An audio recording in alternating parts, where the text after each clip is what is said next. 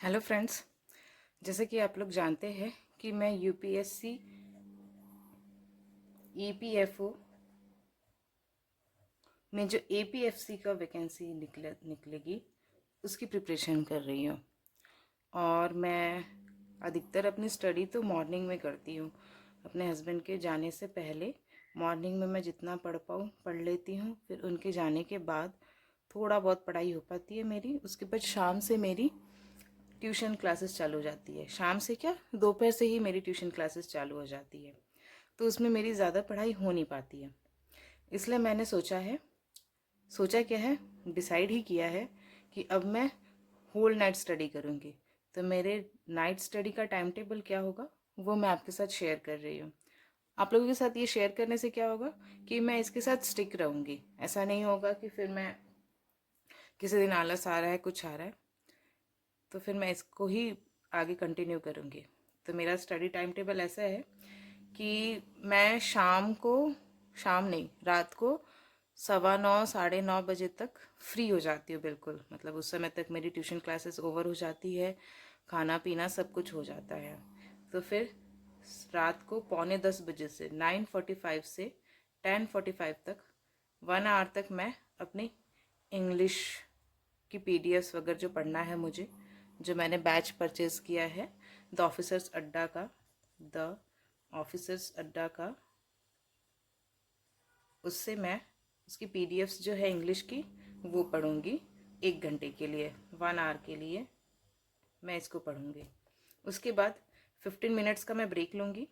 फिर रात में 11 बजे से 1 बजे तक ये मेरा 2 आवर का स्लॉट होगा। इसमें मैं पढ़ूंगी अकाउंट्स। ये मेरा 1 आवर का स्लॉट होगा। ऐसे करके मेरे 2 स्लॉट कंप्लीट हो जाएंगे। अब 2 घंटे लगातार सिटिंग करने में अगर मुझे प्रॉब्लम होगी तो मैं क्या करूँगी कि इसी में बीच में अगर मेरे को थोड़ा सा मन हुआ कि थोड़ा सा उठ जाओ तो 5 मिनट का ब्रेक मैं इसमें ले लूँगी। और उस ब्रेक को मैं यहाँ से कम कर दूँगी, क्योंकि मैंने यहाँ लिखा है कि 1 बजे के बाद फिर मैं अब दोबारा जब पढ़ने बैठूँगी तो 1:15 पे पढ़ने बैठूँगी।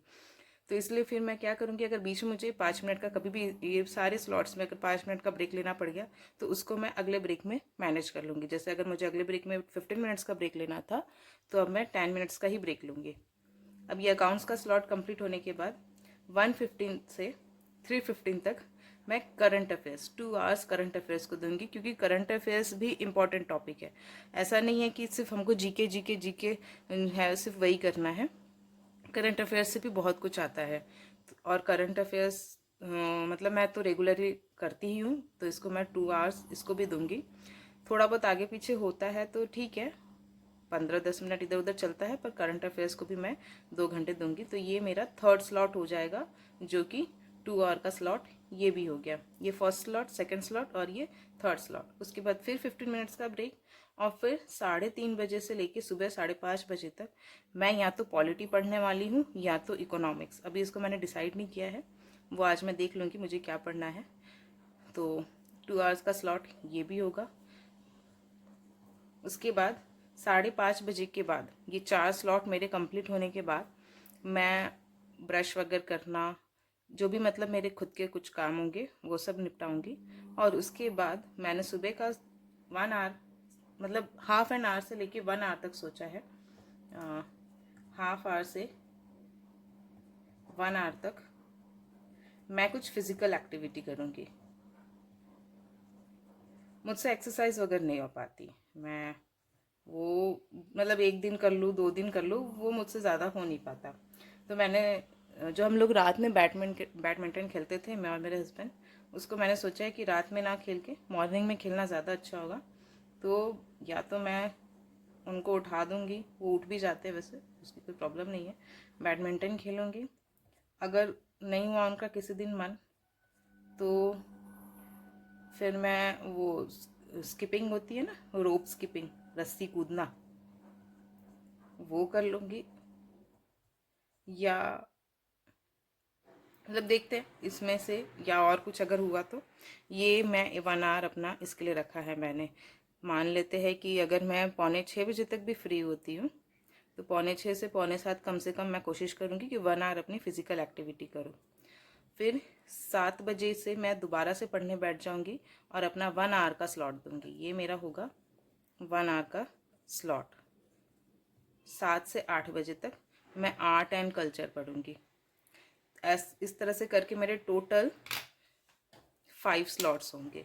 ये फर्स्ट, सेकंड, थर्ड, फोर्थ और ये फिफ्थ। अब आप सोच रहे होंगे कि मैम आर्ट एंड कल्चर को क्यों अभी से आप पढ़ रहे हो?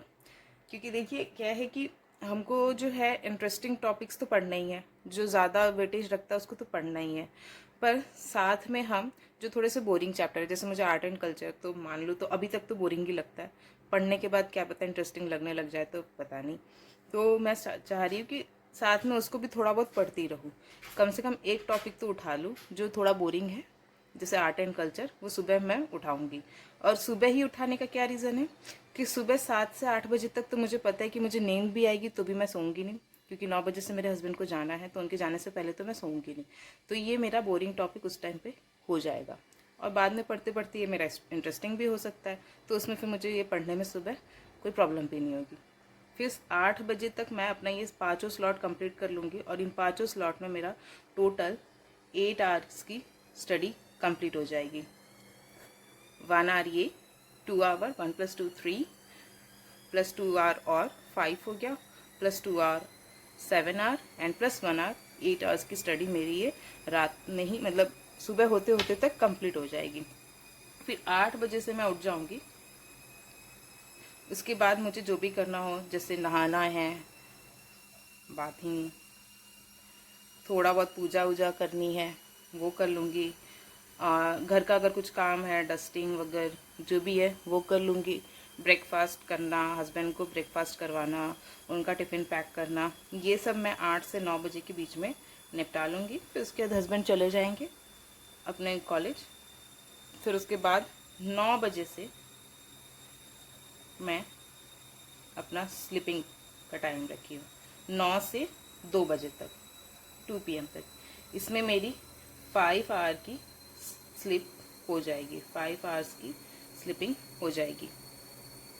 अब 2 बजे के बाद मुझे वापस से उठना रहेगा, क्योंकि 2 बजे के बाद 2:30 बजे से बच्चे आना स्टार्ट हो जाते हैं। मैं ट्यूशन क्लासेस लेती हूँ, ये मैंने कई बार बताया है, और 2:30 बजे से पढ़ाते पढ़ाते मतलब मेरे रात में 9 तो बज जाते हैं। अब आप सोच रहे होंगे कि जब यही सब है तो इसमें खाने बनाने का, घर का झाड़ू पोछे का कोई तो कुछ मेंशन ही नहीं है, ये मैं कब करूँगी? तो देखिए, मैं जो है ट्यूशन क्लासेस लेती हूँ, पढ़ती हूँ, साथ में अब घर के काम करना, जैसे खाना बनाना, झाड़ू पोछा, ये भी मैनेज करना मेरे लिए मुश्किल था, तो इसलिए मैंने अपने लिए हाउस हेल्पर रखा है। आपने पुराने वीडियोस में देखा भी होगा कि खाना मैं उतना बना नहीं रही हूँ, वही अपना जो जूस वगैरह बनाना है, छोटे मोटे काम वो सब कर लेती हूँ। बाकी सुबह 7 बजे से आती है मेरी हाउस हेल्पर, जो कि ब्रेकफास्ट और लंच बना के चली जाती हैं।